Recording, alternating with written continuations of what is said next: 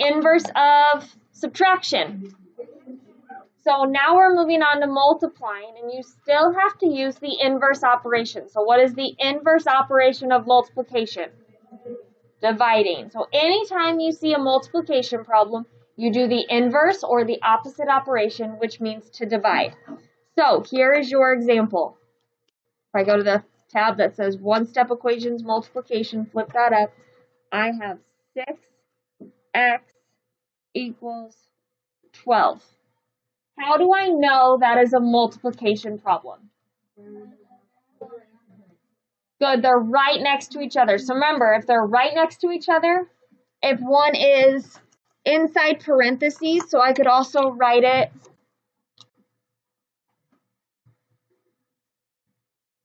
like that, that means multiplication.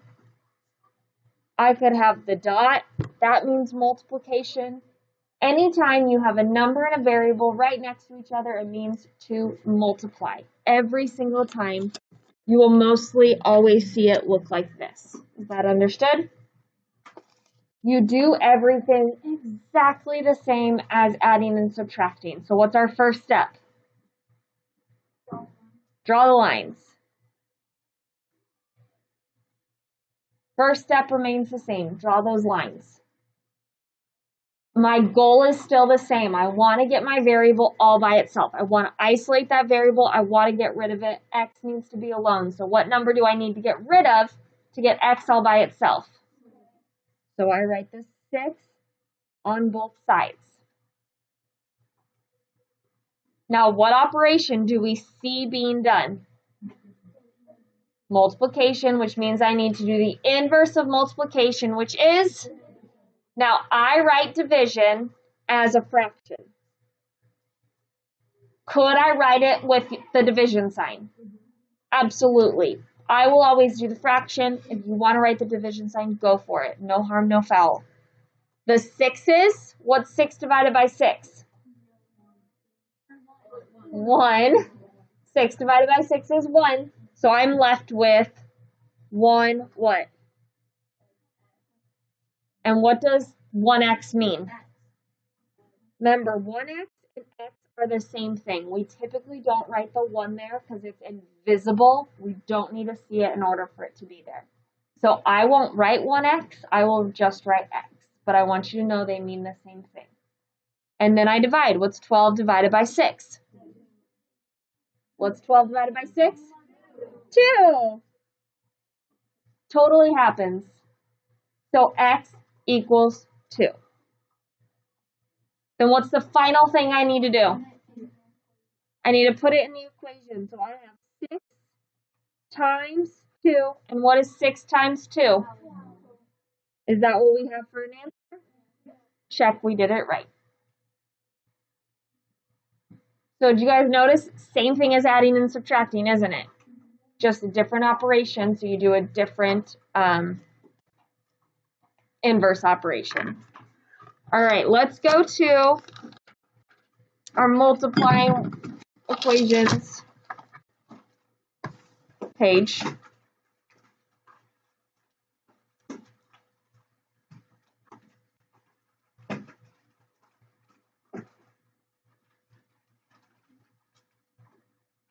All right. Okay. Here's your first example I want you to do.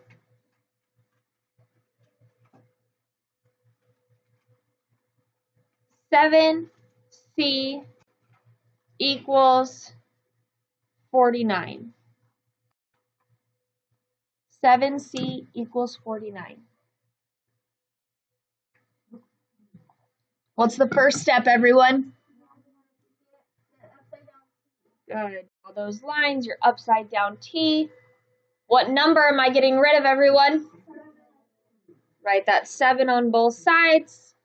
What operation am I doing to get rid of that 7? Now, I am going to cross out those 7s because remember, they go away. So cross them out so you don't get confused. What are we left with? So I have C equals 49 divided by 7, which is Then plug it back in. 7 times 7 is what? Is that what our answer is? Check we did it right.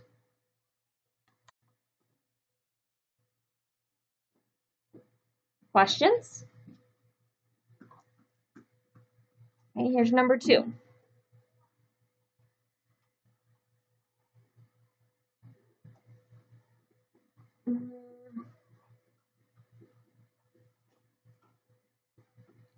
Nine P equals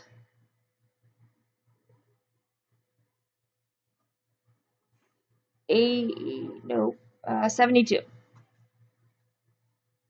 9P equals 72.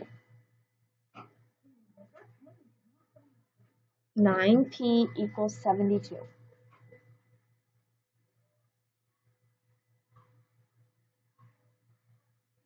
Show all your work.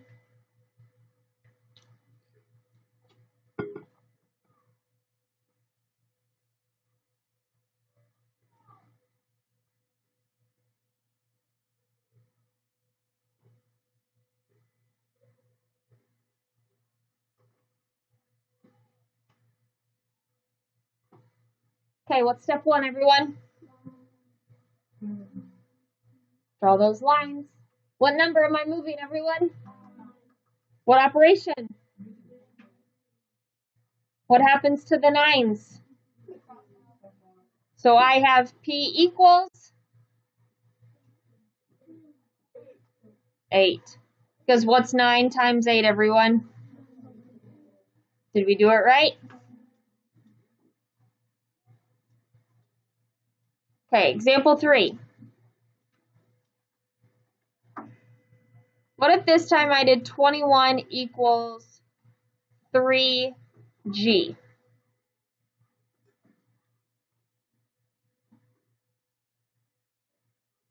Twenty-one equals 3G.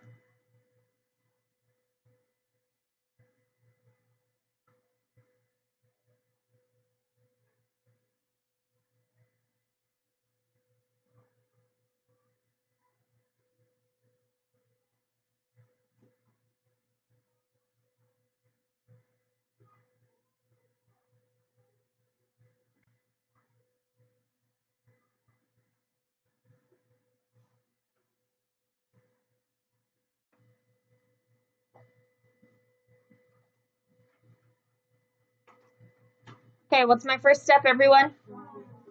What number am I moving? What operation? What happens to the 3s? So G equals what? Because if I plug that back in, what is 3 times 7? So did we do it right? So it doesn't matter what side the variable's on, you do it exactly the same. Questions? Okay, what if I gave you one like this? Example 4.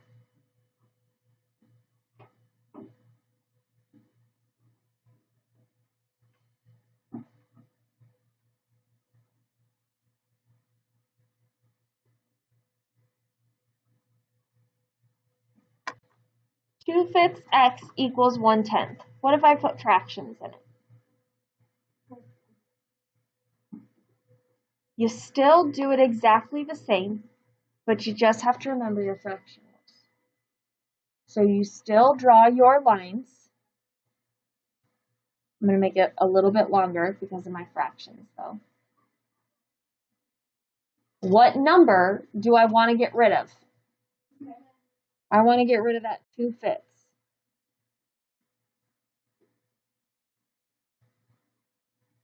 How do I want to get rid of the 2/5? What operation? Division.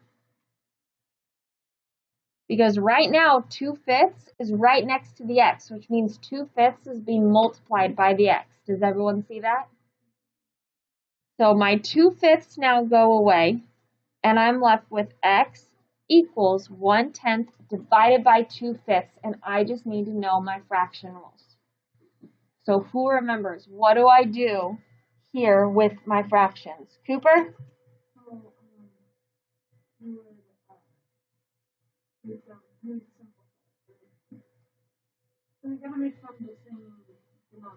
I don't have to make them the same denominator.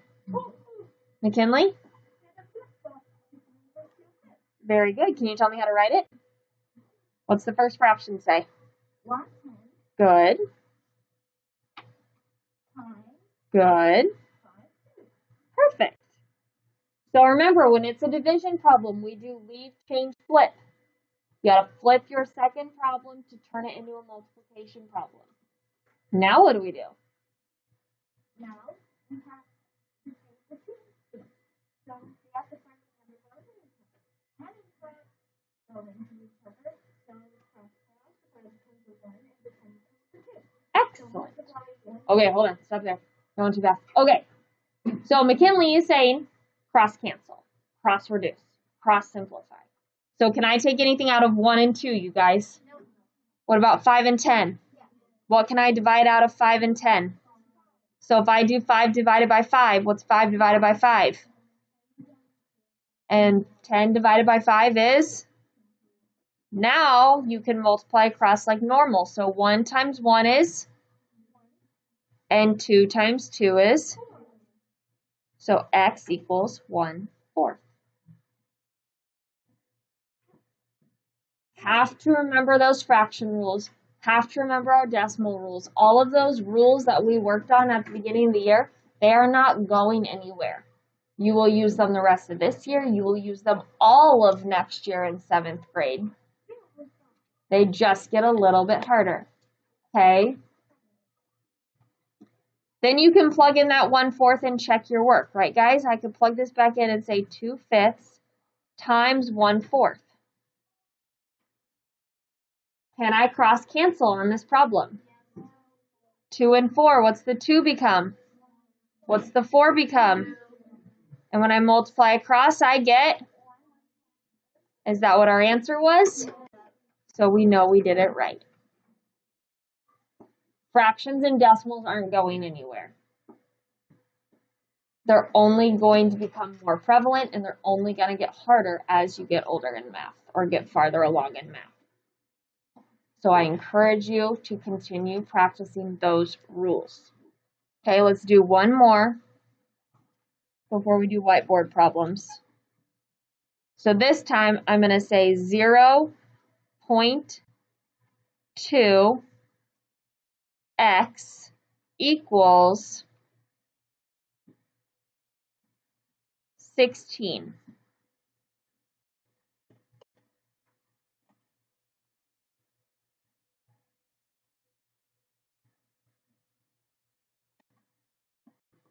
So now it's the same thing, it just has decimals.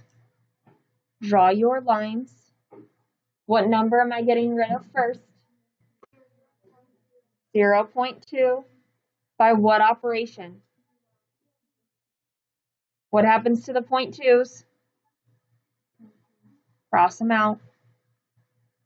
So I now have 16 divided by 0.2. Which number goes inside the house? 16. So then that 0.2 goes on the outside. Can I divide with a decimal on the outside? No. What do I have to do with my decimal on the outside? And if I move it on the outside one spot, what do I have to do on the inside? What do I need to add? And I like to bring my decimal up right away. So all I'm asking now is 2 goes into 160. How many times? Don't tell me 8. Make sure you bring that 0 up and tell me 80, because 2 times 8 is 16, but I still have a 0 left over. I have to put that 0 up. If you tell me just 8, you will be wrong. So my answer is x equals 80.